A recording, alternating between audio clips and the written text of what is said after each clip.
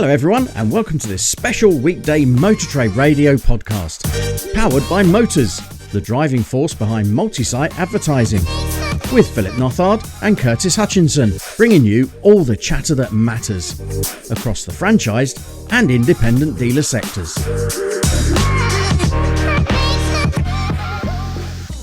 Hello and welcome from Philip and I to this weekday special episode. Today we're delighted to be catching up with friend of the pod, Robert Forrester, CEO of Vertu Motors.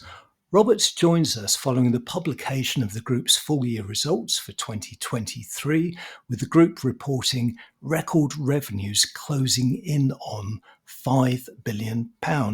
Now, it's actually several months since we last had Robert on the pod, so there's lots to catch up on. So welcome back, Robert.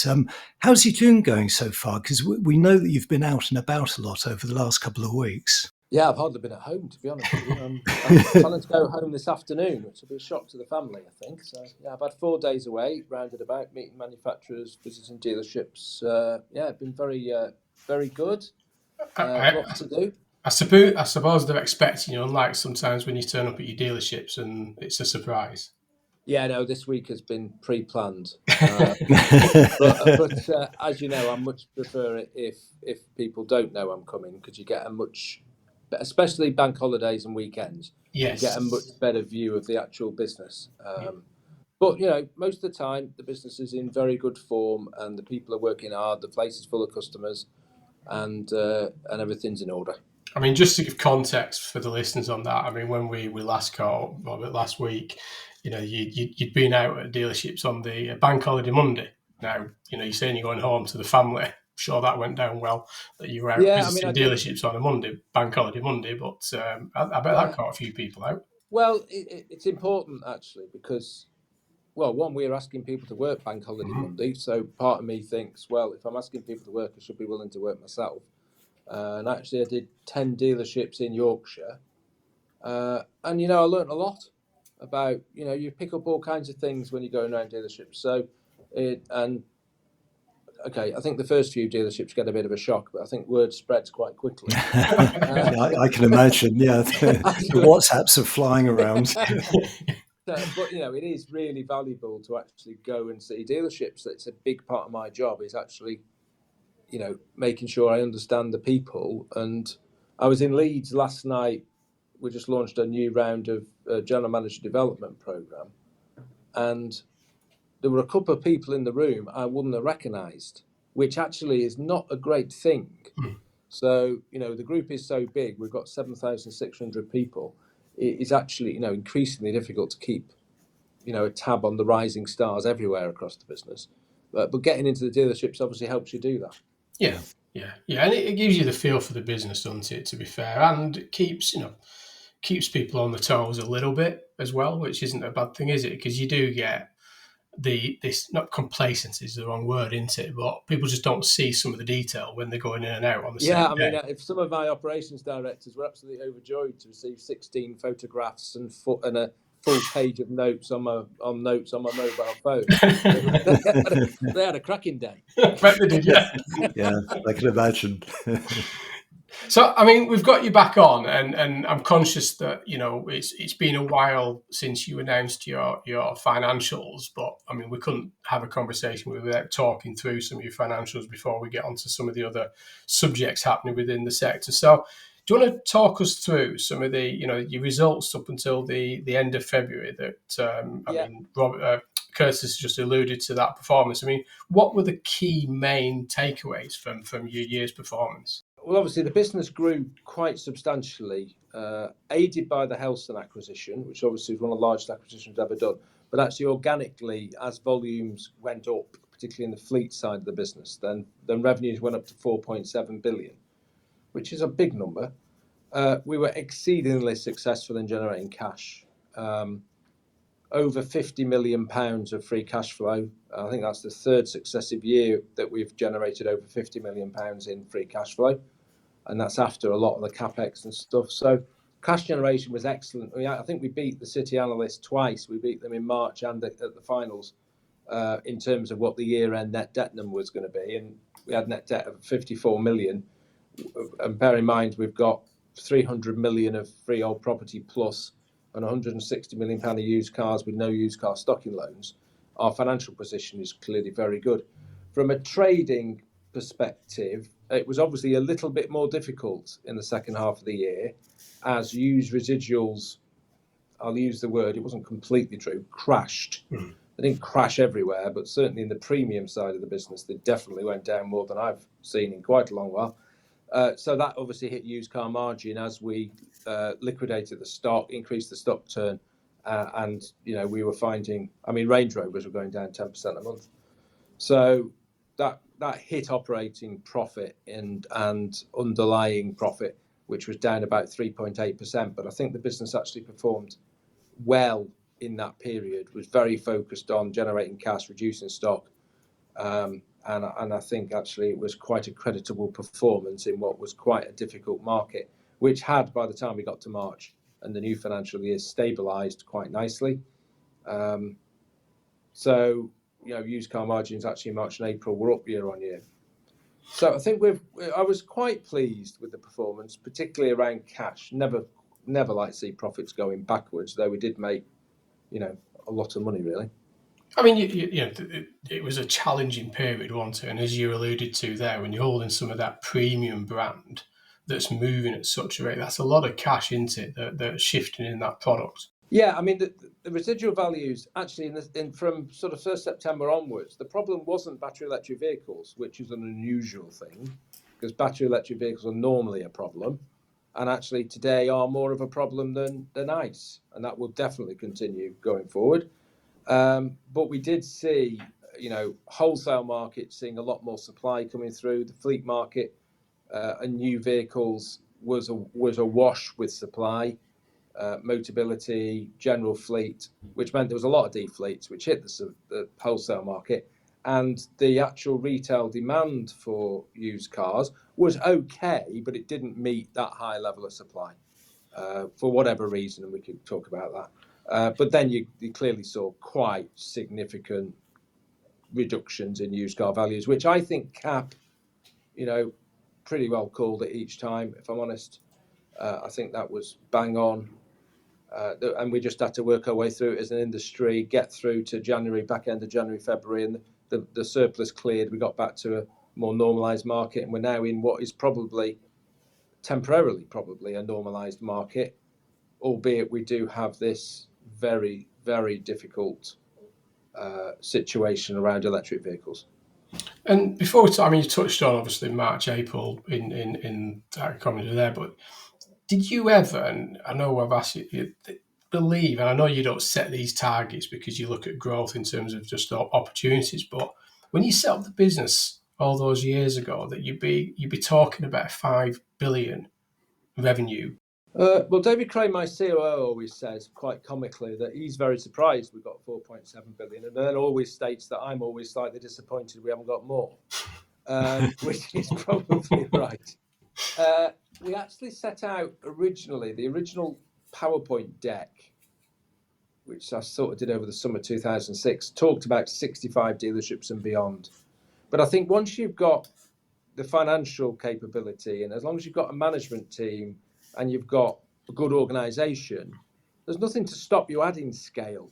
And clearly that's what we found. And so I don't actually give it much thought, if I'm honest. I don't give a lot of thought to, haven't we done well? We've got a big group sort of stuff. That's not really how we work. And oddly, does it get easier the bigger you are?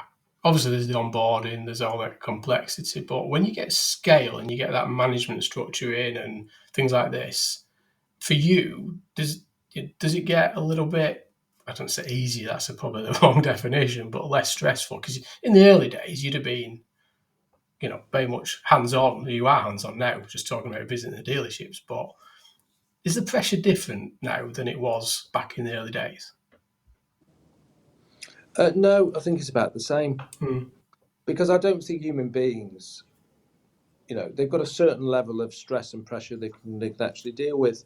So I actually don't think it's any more or less stressful, me running Vertu Motors, as it is Robin Luscombe running his operation in Leeds. think it's about the same, actually. In some ways, I've got a lot more people. That's good and bad, but it's about the same.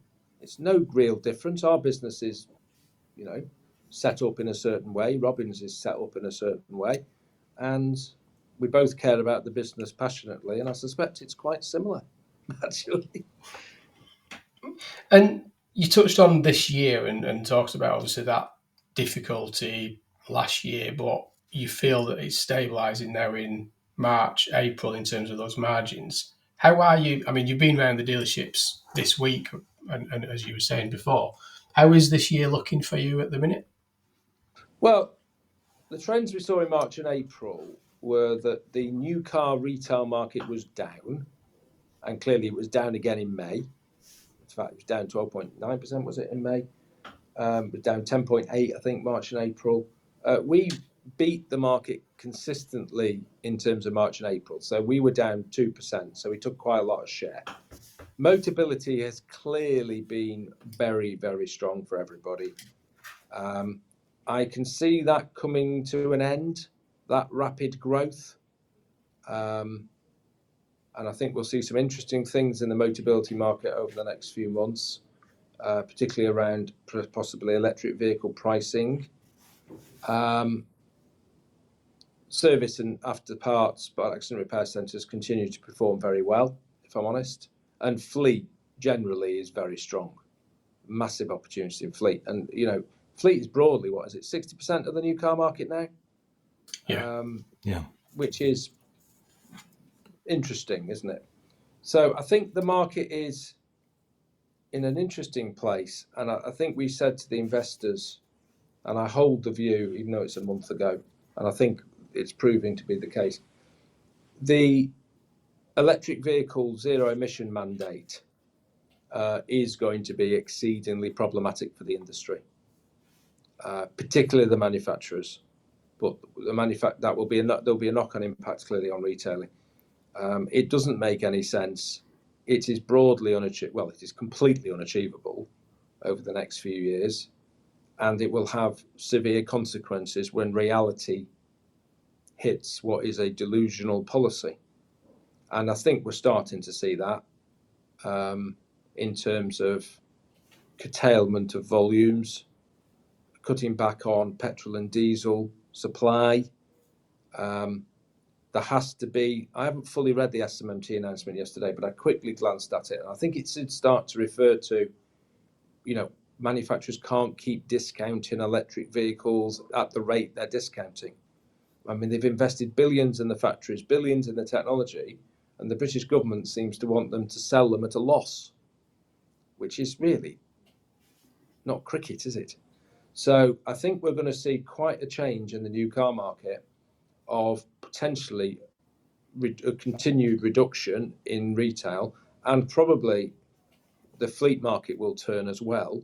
And there'll be plenty of demand, but I think supply will be constrained because people are trying to balance this mix of BEV and non-BEV and trying to avoid £15,000 per car fines.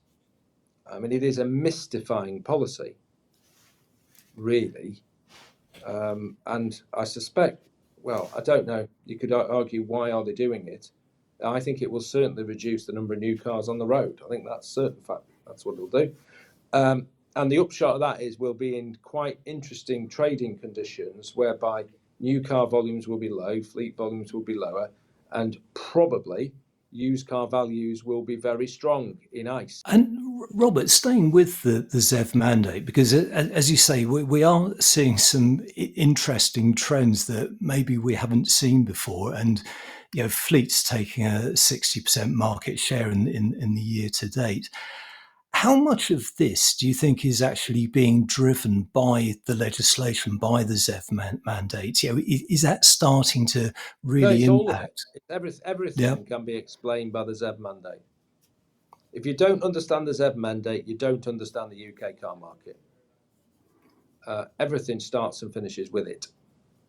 It is forcing the manufacturers to push battery electric vehicles, which on average have a much higher price than the similar ICE product, in a period of real wage, okay, we're now into real wage growth, but real wage decline and a quote cost of living crisis with a high interest rate on a high car value, which means the monthly payment's gone up. And then just to add insult to injury, battery electric vehicle prices, I think actually on last week's show, if I remember rightly, you said that battery electric vehicle prices have come down every month in the last 21. And it was something like 57% reduction or something, if I remember right. Yeah, cumulative 57%. Yeah. So let's go and try and change an electric vehicle customer who bought 3 years ago. I mean, what's their part exchange worth? Yeah. I mean, you're into big cost of change problems there. They're probably not changeable. So the actual natural demand for retail battery electric vehicles, the inability to change those that have already bought them, not that there were that many 3 years ago, but still it was a start, means that the retail market, the battery electric vehicle market share is less than 10% currently, retail. Yeah. It will not remain less than 10%. And all the EV champions, of which I have much fun watching on Twitter, will argue this is the sea change, consumers are coming onto the fold of electric vehicles. No, actually what's going to happen is that they're not going to be able to buy a petrol and diesel car. So looking at percentages will be absolutely fascinating, because I think we'll have a load of different things happening. In the fleet market, which clearly due to the taxation of company cars, the rise of salary sacrifice schemes, demand for battery electric vehicles and at a significant discount to list is very, very strong. And it will remain so, albeit you would anticipate that the manufacturers would seek to try and get some profitability into the job by trying to get some price rises in so they don't make losses. But that will clearly have an impact then on demand.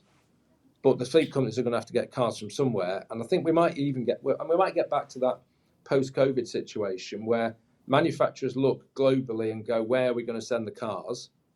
Well, we're not making any money in the UK on electric vehicles, so why do we want to send a lot there? And if we don't sell electric vehicles, we can't really sell ICE. So we could end up with quite a constrained market. And that will then lead to a shortage of cars, shortage of part exchanges coming back, and used car prices go through the roof. And Robert, looking at trends across your business, how are you seeing retail demand across the board for new vehicles, ICE and EVs? What are you hearing back from your teams? Is it paralleling what we're seeing in the SMMT figures? Well, we'd always hope to beat the SMMT figures. If we're professional at what we do, then broadly we should do better, shouldn't we, and take some share. But the general trend was there in March and April. The SMMT were down 10.8. The market was down 10.8 in private, and we were down 2 point something. So there's no doubt that the retail market is struggling to gain momentum, probably due to affordability around the high cost of electric vehicles, the reduced value of the part exchange, and the high interest rates. Now, the manufacturers have done their bit, in fairness. The offers are spectacular at the moment. I mean, offers are being improved all the time. Though I think that can't continue because I'm not sure the manufacturers are making that much money. I think, and Philip will be able to tell me, but I'm hearing some horror stories around storage compounds. Yes. There's a lot. Transporters can't get in to get cars out, I heard this morning in one franchise. So there is a lot of stock knocking about. What is interesting, of course, if you actually think about it, is under an agency model, I haven't got that stock and I'm not funding it. And in some ways, in this market, an agency model can look quite attractive. My problem. Actually. And I get a handling fee, which I don't discount. So, the world moves in mysterious ways, doesn't it? Every cloud. So, there you go. Who knew? I think, sticking with EVs a little bit, and I think last time we had you on, we talked a little bit about the used EV for Vertu. and you're clearly investing, you're clearly getting into that EV space for used cars, and more recently you've started to represent BYD for the first time in Worcester and Gloucester, I believe, and you've also, I think, your feedback on the BYD seal was pretty positive as well. How is it all going now for Vertu in this transition, selling EVs in general, putting aside the volatility of used vehicle values, but knowledge, expertise, awareness, Yeah, etc., I mean, I building that think Vertu in name. fairness, you'd be pretty stupid if you didn't think you had to sell a lot of EVs. So we have done a lot of training of our people, both in sales and service. Our salespeople need to drive EVs in order to sell them. As you know, Phil, I got an EV. I've had one for probably well over 6 months because I thought it was important, if I'm going to talk about EVs internally and externally, you need to know the positives and the negatives of having an EV. And the same goes for all our colleagues, actually. We have just won the NFDA Green Dealer Award. We are a massive supporter of the Electric Vehicle Accreditation Scheme, which I think we'd use universally. So EVs are going to be important. Now, whether EVs are the sole solution to the future of the industry, I think is a very debatable point, actually. But I think there's a lot of water to go under the bridge with that one. Clearly, some of the global manufacturers don't think it is, and are very much continuing with internal combustion engine developments. There's e-fuels coming on the scene, but the Europeans and the British government have decided that the world is EV. The world actually isn't EV. America isn't going at the same pace. Asia, with the exception of China, is not going at the same pace. Europe is. Europe's not always right, as we all know. So I think that's interesting. But as a business, we are very well structured to do EVs, and it's a big focus of ours. And actually, we've got to do the job for the manufacturers who are under immense financial pressure to sell electric vehicles. So in my reviews, I've done 2 divisional reviews today in Leeds, looking at our EV performance, looking at how we can improve EV performance. I've got 3 days of management conferences next week. The general manager one, I'm doing a specific section on how we can improve our EV sales. What are the best practices in selling electric vehicles, I think is what I'm going to do. So that's really crucial. On the used side, we've been very successful in selling used EVs. And let's be honest, there's a lot of them around. You can buy tranches of used EVs. We actually bought, don't know whether I mentioned this last time, but I think in September when Onto went bust, we bought 600 or 700 used Zoes, and we did very well out of them. So there's nothing wrong with EVs as a car. The question is the affordability. But when you get EVs down to 11, 12, 13 grand, people want them. Yeah, no, I couldn't agree more. I think as you say, I think it's just that transition of getting it to that point and understanding it, as you say that. I mean, the problem with that scenario, of course, is if you're starting off with a 40 grand EV and it's got to be 12 grand, somebody's taken a knock somewhere along the line, haven't they? Whether it's the private owner, the contract hire company, Motability, or whoever it is. There's a very steep depreciation curve, and I don't see that getting better, actually, while we've got the zero emission mandate in place, driving unrealistic targets. So this is not, holding an EV is not a money-making exercise. It can't be. Those holding the baby are going to come unstuck. Yeah. As Onto did, didn't they? I mean, why did Onto go bust? Well, it wasn't a very good business to kick off with, and they were holding EVs, and finance. You're listening to All the Chatter That Matters, a special weekday episode of Motor Trade Radio, powered by Motors, the driving force behind multi-site advertising. And Robert, looking at the used car market generally, what are you seeing in terms of retail demand across the group? Is there confidence in the used car market at the moment? I think so. I mean, people need cars. A lot of people can't afford new ones for our previous discussion. Yeah. And there's some, they've come down in price, 15% in the last 8 months. So they are now more affordable. I think once we get interest rate cuts, they'll be even more affordable on the finance side. But I think there is a stability and a decent level of demand actually in used cars. And I think there's probably, there is, isn't there? There is clearly some switch in retail from new into used. I would say if the new car market's down in retail 13%, you'd be pretty hard pressed to think some of them haven't gone and bought a more affordable used car. Yeah. And actually, there's some pre-reg knocking about, of course. Just one or two. Somewhere. Yes. There's some pre-reg taking some used car demand out of the new car market. Yeah. Yes. Just a few of them, Robert, I suspect, across the sector. I think I'm looking at one now. You might be driving one, Robert. I've got a 73 plate on the forecourt. I can see it. It's an ex-demo or a pre-reg. I can imagine it will be one or the other. So, I think that I can't wait to talk to you after the election, Robert, to be fair with you. But, we'll revisit. I don't think that's going to change anything. No, probably not. No. And Robert, I mean, you've already talked about the drop in those used car values, especially during the final quarter of last year, which was pretty brutal for dealers, regardless of size, big or small. Yeah.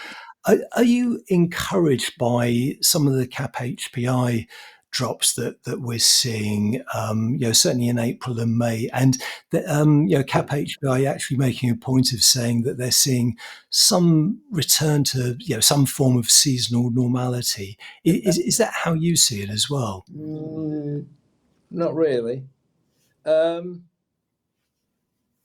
It feels that way, doesn't it? So I can understand why they're saying that, because there's a reasonable level of price stability. I think it's, as usual, it's devil's in the detail, isn't it? I would say BEV residuals are still declining more than ICE, which actually wasn't the case in the back half of last year, but that's resumed its normal pattern of, holding on to electric vehicles is, 2.7%, 2.5% monthly decline. And Robert, what's your take on the positioning of used EVs? I know you've talked a lot about used EVs, but are you seeing more price parity against ICE vehicles, certainly on your forecourts? I think we are, because I think the depreciation, electric vehicles tend to start off more expensive, don't they? But if they fall in value quicker, you're going to get to price parity. Yeah. And we are seeing some of that where we're able to retail pretty new electric vehicles, not old by any means, for £13,000. So I think that is a very good vein of business. I think the problem is somebody's taken a big knock to get there, haven't they? Yes. Yeah. And as well as part of this is, there's starting to come through as the demand for ICE vehicles now, and the value stability around ICE vehicles, isn't it? Where you get that falling of EVs, but actual stabilisation and stability around ICE vehicles, which creates some parity as well in some cases. Well, it will, because I think ICE vehicles go up in value. I think that's my major opinion at the moment. And moving on to, you mentioned it in the opening discussion around the financials and performance, and I know back then, we talked quite a bit about the Helston Garages acquisition, and that was a significant acquisition for yourselves, but obviously at the time it was described as, I think you described it as one of the most complex deals you've probably ever done. How is that now going? Is it? It's obviously your year-on-year figures now. You're starting to see the revenue and results from that acquisition now within your financials. Yeah, it was a very big acquisition for us, and we followed it up actually in October by another acquisition of the Rose Group in Devon and Cornwall. And it is an area we would continue to expand in, actually. I'm very interested in that area. The Helston business was integrated quite quickly. I think we bought it in December. By May time, we'd finished integrating it. And actually, the first half was very good. Clearly, it was heavy composition of BMW, Land Rover, Volvo. And that was an area where, when the residual value problems came, there was some concentration of pain in those areas. So it underperformed compared to where we were expecting in the second half. I think actually it's now nice and stable as a business, which is good. I mean, it's not that long in the group. The management are, I think, in good form. I mean, at our general manager development program yesterday, I think there were 2 or 3 people from the Helston business on that program. I think they feel part of the group. So I'm really quite pleased, actually, with how that is all going. And I don't think you bet against the portfolio of franchises we've got down there. And it's quite a nice area to do business because, let's be honest, it's surrounded broadly by the sea. Yeah. So unless you get on a boat to Brittany, Ireland or South Wales, you really are buying on the Southwest Peninsula, aren't you? That's right. Yeah, so we're looking at it. And I mean, there's a lot of activity. I mean, there has been for some years now around sort of M&A within the sector, but I think at the minute there seems to be quite a bit of, particularly those owner-driver, smaller operations. Some of it as, people are wanting to exit the sector, or they haven't got that exit plan in play, or there's the relationship in terms of that manufacturer partnership happening. What is, I mean, obviously you've always got appetite, I suspect, for, potential acquisitions. And I think last time we spoke, there's also this DCA with, the discretionary commission situation that's kind of in the background there that we know has been deferred till back end of this year into the new year, which adds a little bit of further uncertainty because we don't know what direction and what the impact will be from that. How is that kind of, I mean, I suspect you've kind of got things coming across your desk on a regular basis. I think it's probably fair to say I can't even see my desk. It's that full. It's that full. Yeah. So obviously we do evaluate everything that comes across, literally everything. I mean, some we can give an answer to in 45 seconds. Some take a little bit longer. We've always had a very set way of evaluating acquisitions. Clearly, you also need to be cognizant of the manufacturers because they control who has the franchise pretty well at the end of the day. So there is quite a lot either on the market or being near the market, actually. But we will stick to our investment metrics. I imagine we will buy things this year, but we don't feel under pressure to do so. There's a lot going on in our business that we can improve. So I think that's fine, and we'll just take it as it comes. The commission issues around the FCA are pertinent when it comes to acquisitions because there is uncertainty over what that means for motor retailers. And clearly, if you're buying companies, you are going to take on any liability that may or may not arise from that. So that is something that has to be considered for sure. So it's business as usual on that front for us. We'll evaluate and we will, if we see value for our shareholders in a long-term investment, then we'll do it. And if that means other people have a different view and pay more, then they'll buy it and we won't. And Robert, following the acquisitions that we've seen of Pendragon and Lookers and Group 1 recently acquiring Inchcape's UK retail business, Vertu is now the last major PLC franchise dealer group. I'm just curious that, from someone whose automotive background is solely in PLCs, do you see this as an end of an era? It does feel like it, actually, but I think it's wider than just motor retail PLCs. Yeah, you'll probably read in the paper the London stock market is in a pretty poor place compared to. I've been a PLC director since June 2001, apart from a brief break after the Pendragon takeover of Reg Vardy and then founding Vertu. So pretty well all I know really is PLC. yeah. And the number of investors in London to talk to, the number of investors in Edinburgh, has significantly declined. And there are some very, very good reasons why the London stock market is not what it was. The decline of the defined benefit pension scheme, the regulation around what pension schemes can invest in, absolutely bonkers European Union rules in this, massively regulating the city around analysts and brokers. It was called MiFID II. It was an unmitigated disaster, to be honest. And therefore, London has actually lost its preeminence as a place to float. Just as a comical insight, if you're floating a company and it's a tech company in the UK, I'm making these numbers up, but they'll be broadly right. The CEO would get paid 3 times more if he floated on the Nasdaq Stock Exchange than if he floated on London, just because of the regulation and the way it is. So you think, well, it's not hard to know why we're not floating many companies in the UK, isn't it? Actually, so it is a bit of I think it's a worry for UK PLC in terms of the country, because London Stock Exchange drove economic growth. Let's be honest, we haven't got any. We went to London in 2006, Vertu. We floated a company without a business.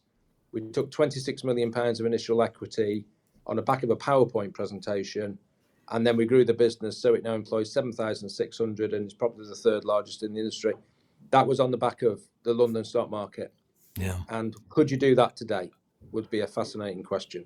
So it is a bit of an end of era. It doesn't worry me too much, because there are actually some advantages of being the only one, because if you want to invest in UK motor retail, you have to invest in us.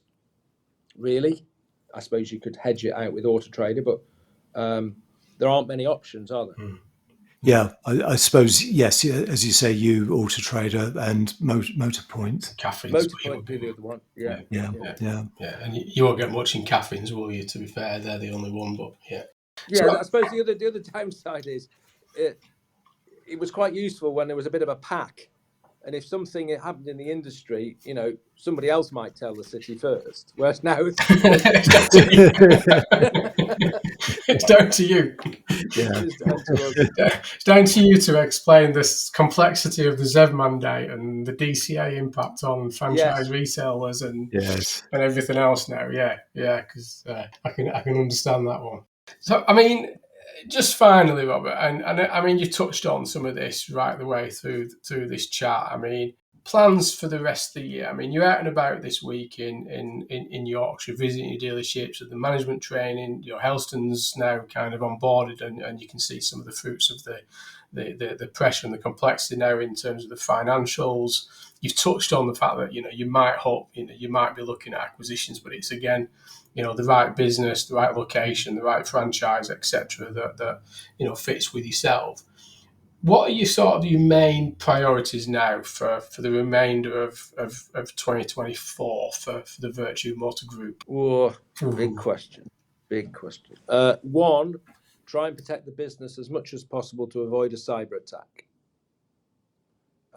We now have 6 full-time people in cyber. That's like big one.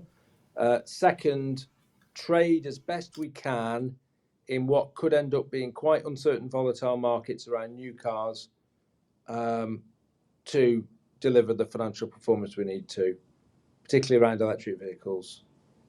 3, deliver a load of technology from our software arm to make our business more productive. And we've got a number of areas which are delivering in the next few months on that, some big tech stuff coming through. And making sure the job is always the same job, really, making sure we've got the right people in the right jobs with the right leadership to deliver great customer experience for our customers, who then pay money and deliver the financial result. And I've got 3 days of conferences next week with management in the south, and we'll be talking about the initiatives we've got and things. So we are very busy actually running the business and trying to make the business the best we possibly can.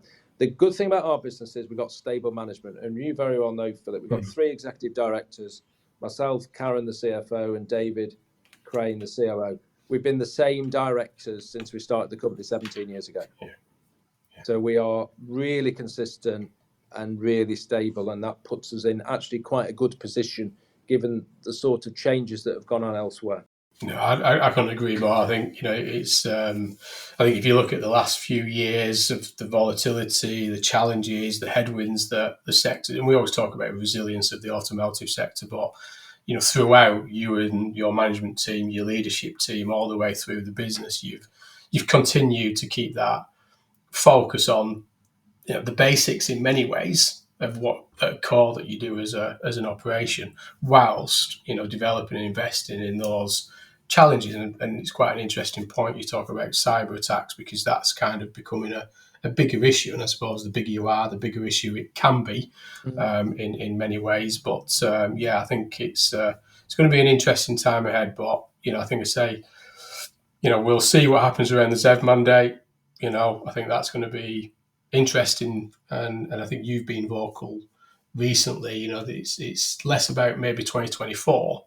The bigger challenge is probably going to be 2025, unless something changes to resolve it, because the shift from 22% to 28% next year for cars in the current climate would be a big problem going forward. So that would be interesting. So, only we may say huge thank you. Can't wait to catch up with you in a post-election environment, and we'll talk maybe a little bit more about politics at that point, Robert. But it's been a pleasure for me to chat to you today. Thank you very much for having me on. Yeah, many thanks for joining us, Robert. Always a pleasure having you on the podcast. Unfortunately, that's all we have time for today. We're back with the latest industry headlines on Saturday. Until then, it's goodbye from me. And it's goodbye from him. Thank you for listening to this special weekday Motor Trade Radio podcast, powered by Motors, the driving force behind multi-site advertising. Philip and Curtis will be back with the week's big motor retailing headlines on Saturday. Live, on demand, wherever you are, on your podcast feed.